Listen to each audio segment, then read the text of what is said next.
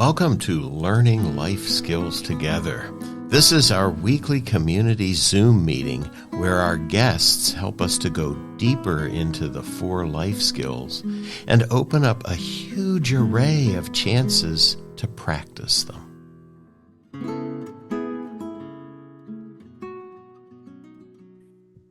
Hello, everyone. So this is Learning Life Skills Together weekly streaming and podcast. This is number 93, and I have with me Pastor Michael Meadows from the Presbyterian Church of Kennett Square. And so Pastor Michael and I are going to talk about the concept of belonging, a really important skill and a really important factor in our lives and our kids' lives and the lives of the kids that we care for and about. So before we get into this conversation, as always, let's bring ourselves into a place and a time, which is now, where we could listen and really take this in. So I invite you now to just get in touch with your body in this moment. Maybe you're sitting down. Maybe you're in a car. Maybe you're in a chair.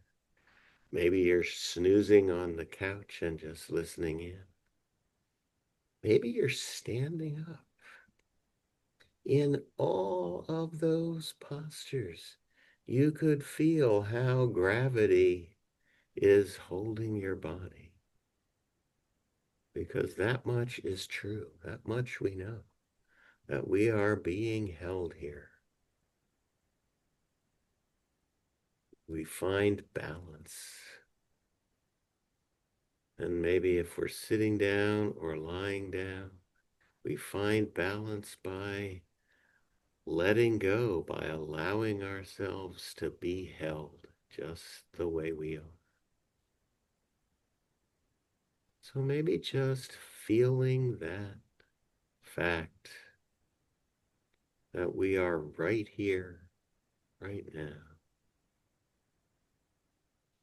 and that we're being held and upheld.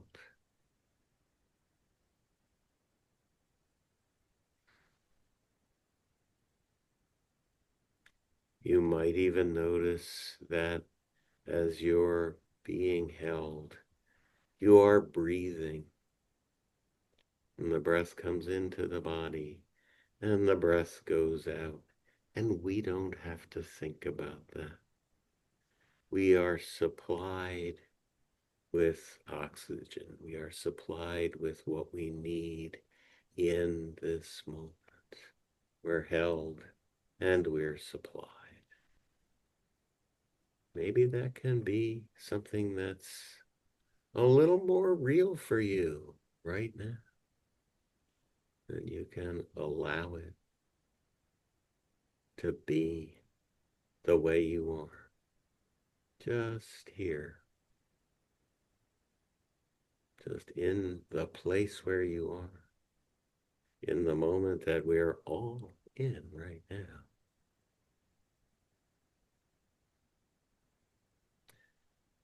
And maybe you take a deeper breath in through your nose and let it out through your mouth.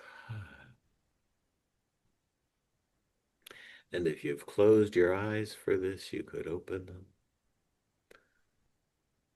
Otherwise, you might notice just here you are, ready perhaps to hear some good talk. And some good talk about a really important idea, a really important concept, a really important way for our kids to feel, and frankly, for us to feel as well. So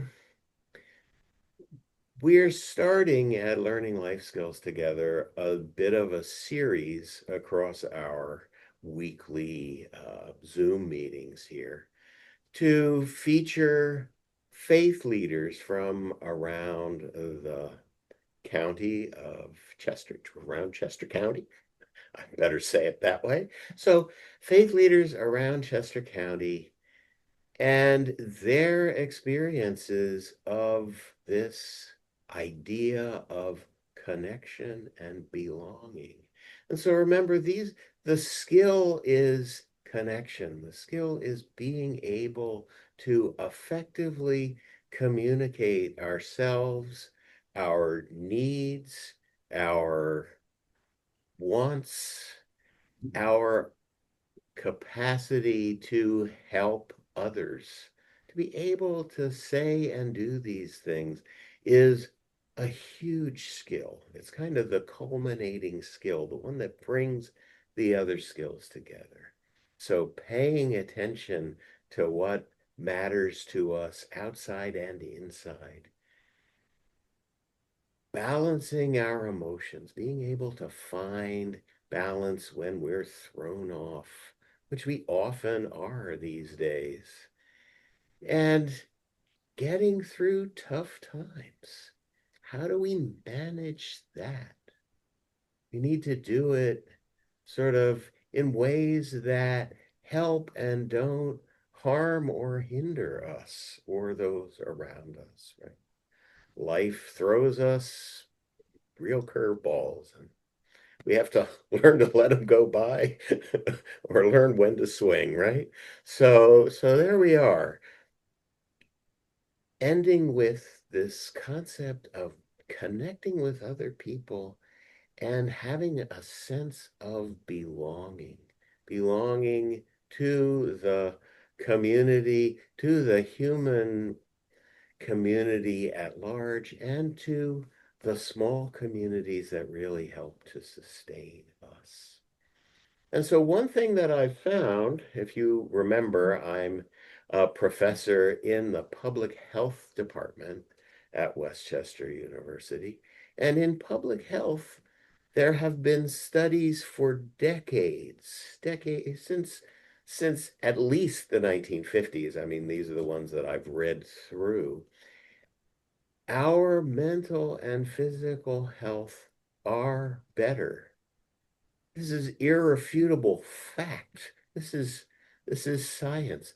When we are belonging, when we are members in attendance of a religious community, of a religious congregation.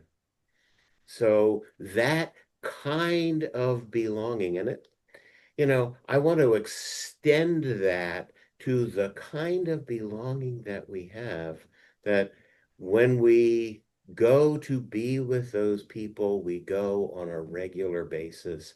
And when we're not there, people notice and they call us and they say, "Are you okay?" Because that's, to me, one of the really big active pieces in that kind of belonging. And you don't get it by subscribing to somebody's YouTube channel, not even learning life skills together. You don't get it by, a membership. You get it by putting yourself there. You put your whole self in, right? As the hokey pokey says. So if we can, have that kind of belonging, we get those kinds of benefits of mental and physical health. And I have with me someone who gets to watch that and engage with that as a job, which is pretty awesome. So, Pastor Michael, Yeah, has anything bubbled up from what I've been saying that you'd like to um, say for us right now before maybe we um, try to steer the conversation? sure. Yeah, that area of where you landed on of belonging. That, and I, of course, can only speak to it and its benefits in a Christian context, and but that belonging is fundamentally how we are designed as Mm, as people as image bearers of God. The We believe in the triune God who exists as one God in three persons, who exists in a state of perfect relationship. And Mhm. so in the fall, one of the things we see that is damaged is that relationship to one another, that the ideal, the design of being relating to other people and each other and to God in perfect relationship.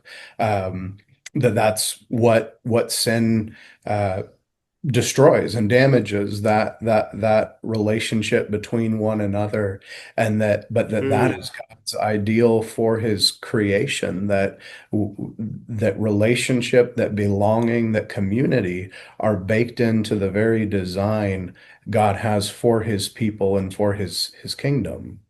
Yeah. And so this idea that we feel better and do better when we're in relationship with each other and, you know, because we're reaching out to everyone, I will say, sort of in that higher power idea, perhaps, that if we are connected in a bigger way, as well as just to a group of individuals or an individual, that there is a benefit to us physiologically, in our bodies and in our minds.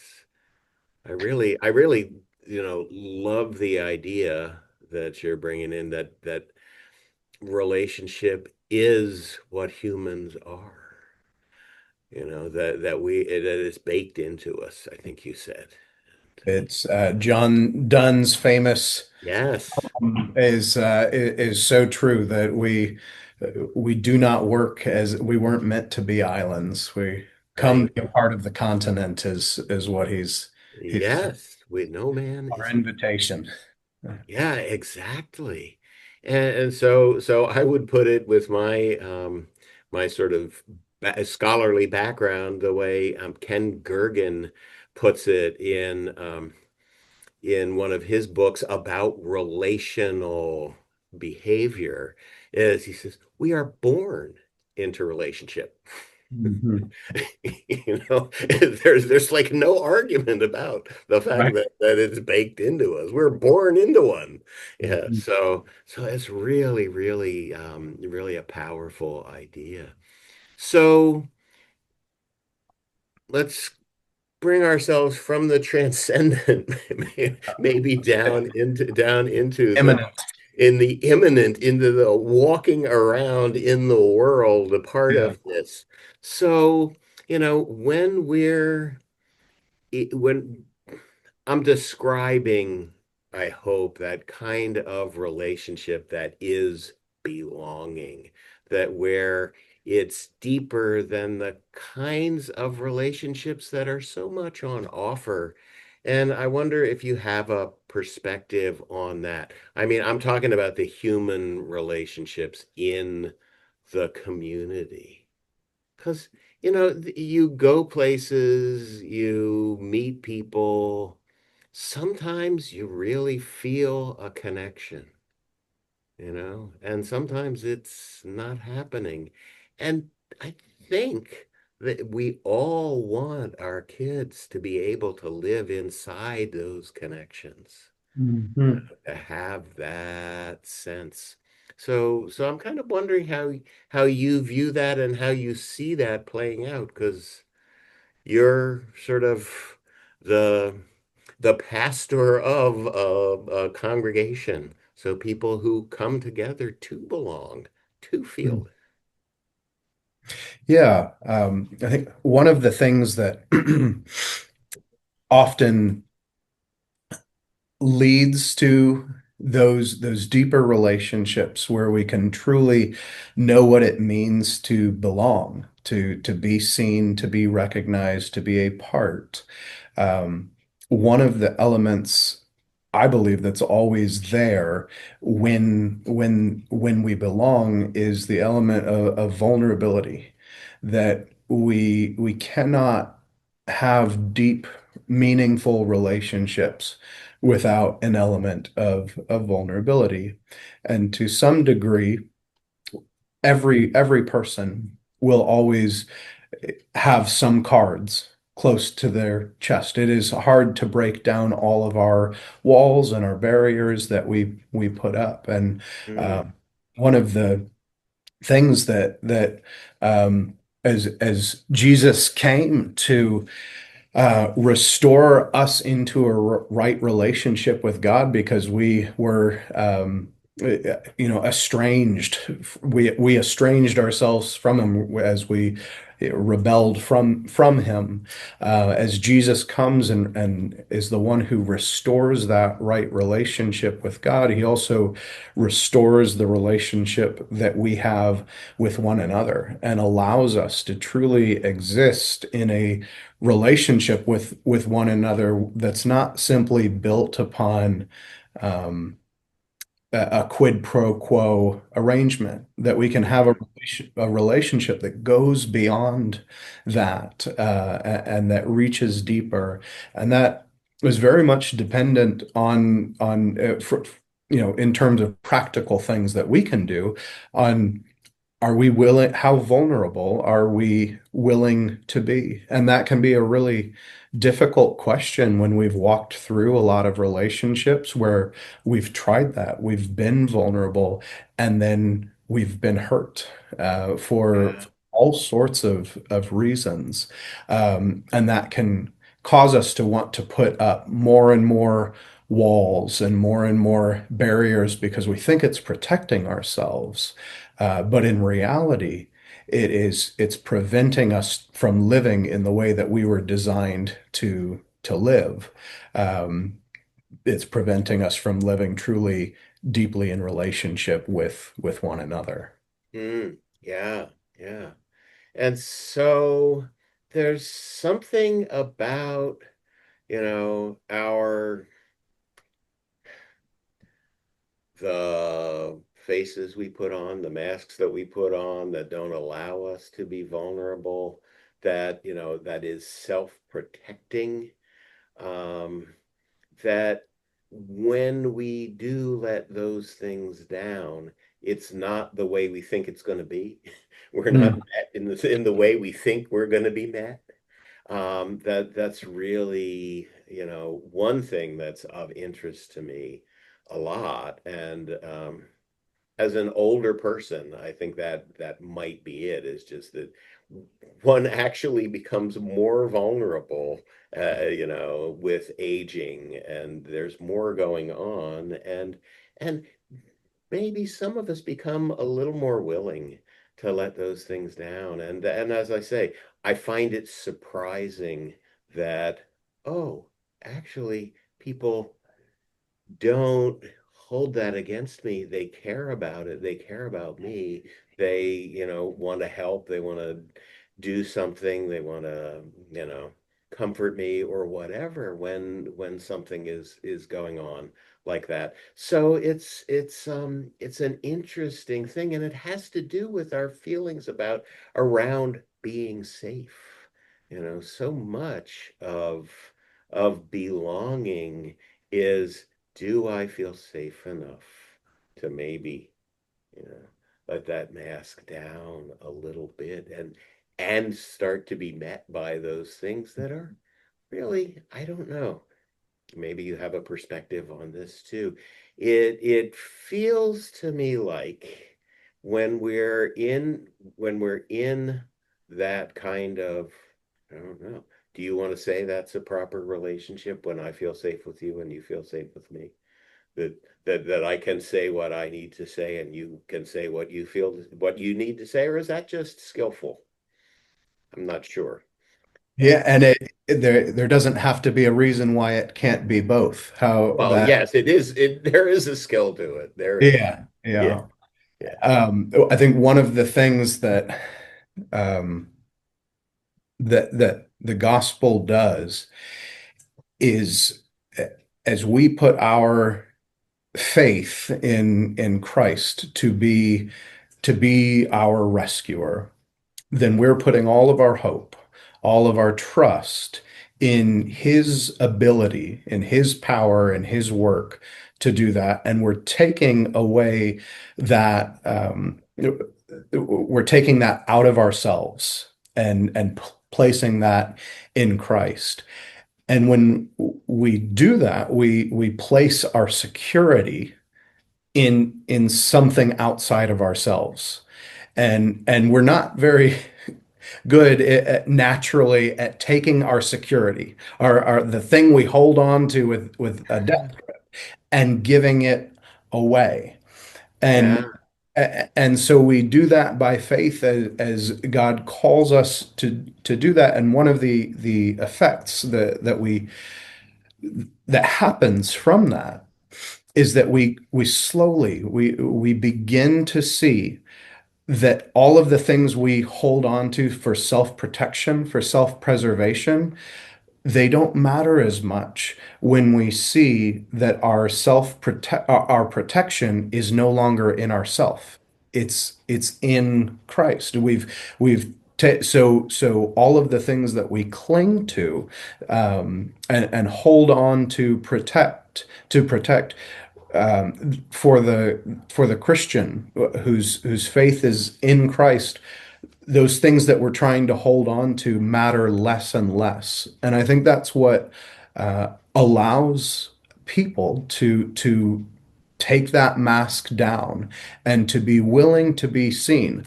Because if we trust that Christ will carry us in all of our faults, in everything, and we can lower that mask, then we can, for the first time, be comfortable truly being seen, because we know that we won't be seen and then rejected and thrown out.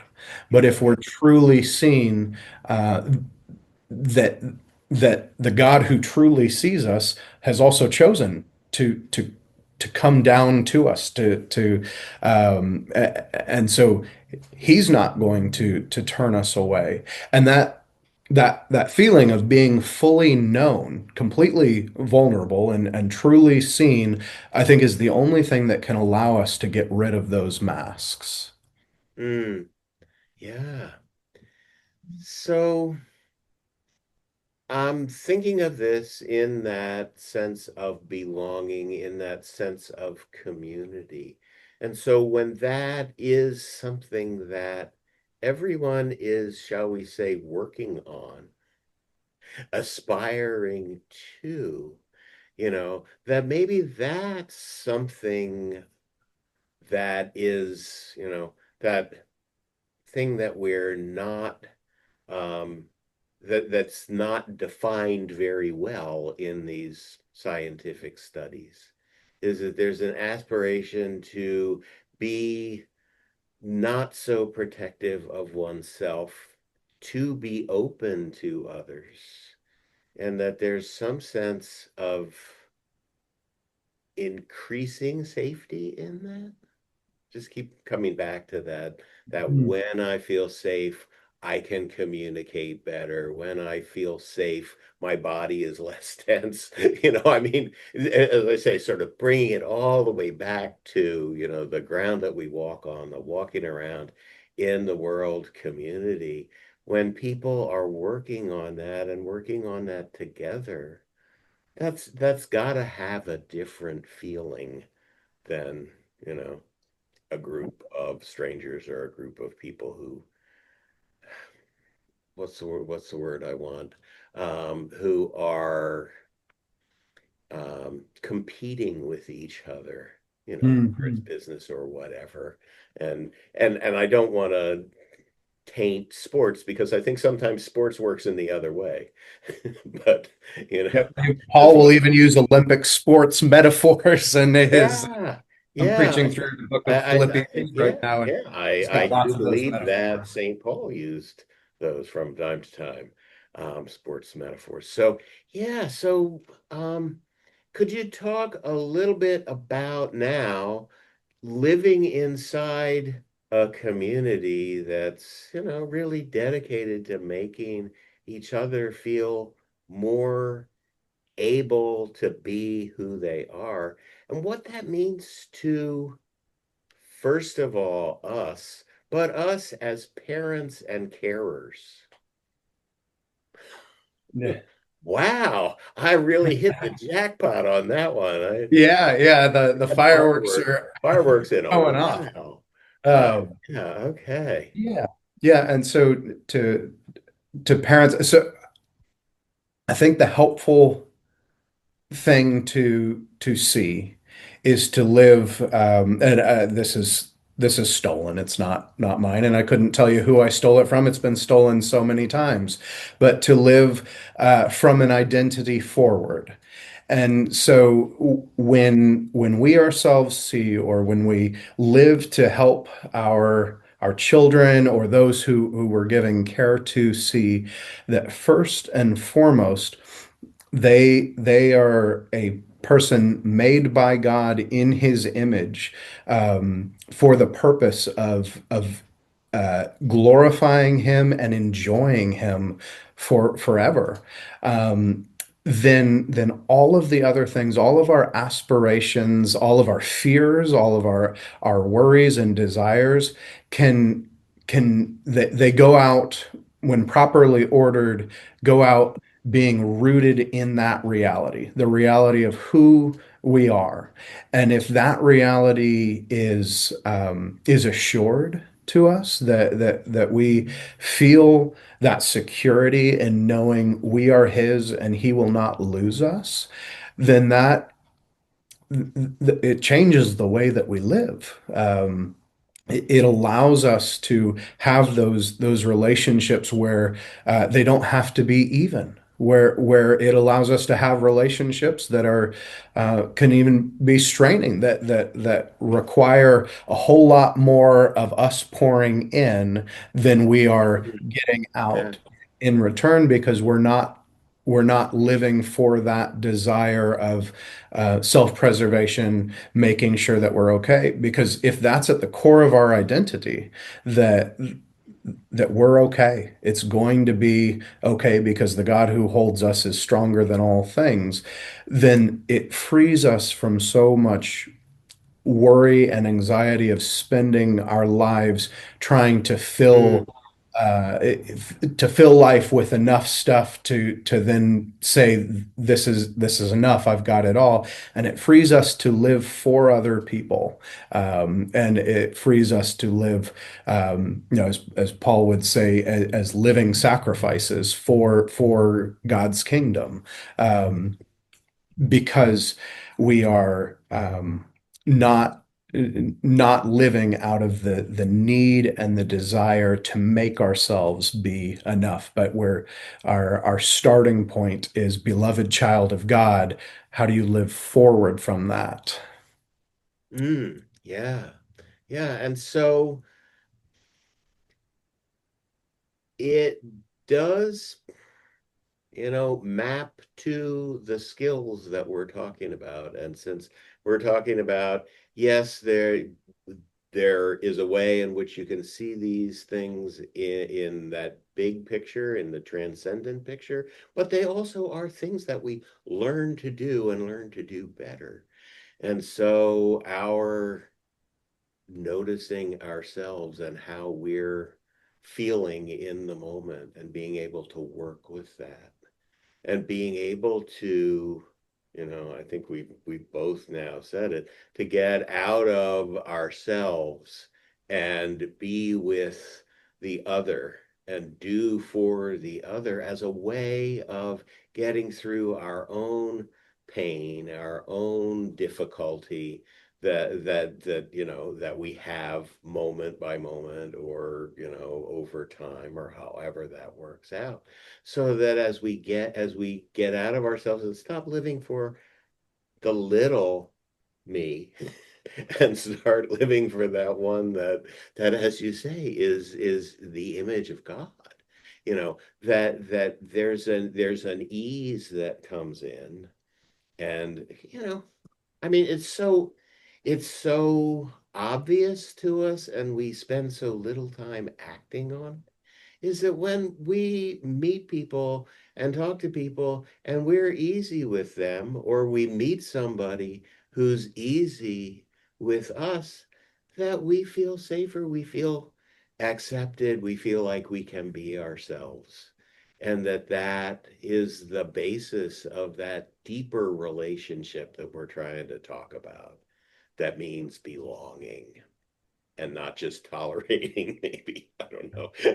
I just came up with that. So maybe I want to think about that a little bit. But, I think a lot of negotiations in the walking around world are more those of toleration and acceptance. And so if we can live a life that's dedicated to the kind of acceptance that you're talking about, that that would be a model for, well, my kid anyway. It frankly is something that I have tried to pass on, and she's 42 years old, and people feel very comfortable with her. Go So ahead. I want to Yeah. say that, and I hope she doesn't hear this. Ours are 4 and 1 right now, so we're Yeah, you're yeah, you're putting in the work. that we're trying to. Yeah, absolutely. And I think that that's important. I think it's important to understand that it comes from us and it comes from the work that we do. Boy, Zoom is really picking up on every fucking thing today. So, I mean, I will definitely give a thumbs up to, we do need to do the work. We do need to keep brushing up our own skills so that we can share them with our kids, which doesn't mean sitting them down and saying, this is how you do this. It means, first of all, doing it, and first of all, doing it with them. So being that kind of person who, you know, says yes to, being with that child in their pain, in what they're going through, and opening ourselves up is really, really important, I think. So Yeah, a shared walk with shared, our children or those that we're caring for means just being a presence means is often more than we could ever do through what we're teaching yeah, and we're modeling yeah, things. But some of the things in that, I mean, as you mentioned, what are the practical things we can do when the waves of life beat back and forth against us, and having a people to walk alongside you is one of the most important things we can have in that. And so for our children, for those that we're caring for, them knowing that things aren't always going to be happy. There will be moments where we're sad, we're upset, where real tragedy happens, and preparing them to know that yeah, even in those moments, those dark moments, you have a community who is here, who loves you, who is going to walk with you. And from the Christian standpoint, I mean, we we believe we are never alone, that yeah, we of course have the community of the body of Christ to sustain us and help preserve us through all things, but we also have Christ himself by his spirit to walk with us in every part of life. And so one thing we are trying to teach our 4-year-old now is that when you're angry, when you have real reason to be upset and you're sad, even in those moments, yes, you can come to mom and dad, and we will be there to walk through them with you. And Jesus is there with you, who he does not stop caring for you when things go wrong, and in those difficult moments, that you'll always have someone to turn to. yeah.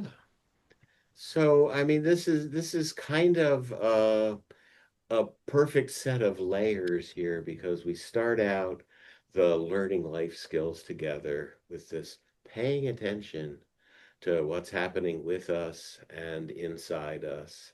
And the thing that we offer, the activity that we offer, is walking with our child. Hmm. Literally just taking them by the hand and going for a walk down the street, turning around and coming back. 5 minutes, 10 minutes. It means something and it changes how we are in our bodies. I mean, we know that. It changes how our mind is running. When sometimes when we're feeling confused, flustered, whatever, we say, I need to take a walk.